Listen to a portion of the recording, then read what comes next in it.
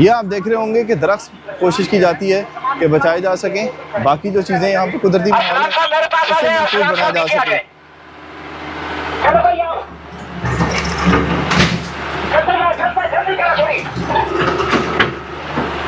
Operation मजीद तेज़ कर दिया गया है और ये कम से कम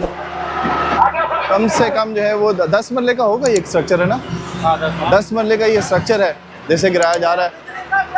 और यहाँ पर ये देखें, ये बहुत जिम्मेदारी का काम होता है कि केबल्स को भी बचाना होता है, टीम ने कनेक्शंस को भी बचाना होता है ताकि बिजली का तातुल ना हो और उसके बाद गैस का कोई तातुल ना हो।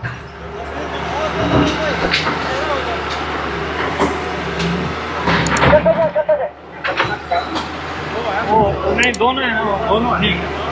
एक कमरा पुराना, वही ठीक है।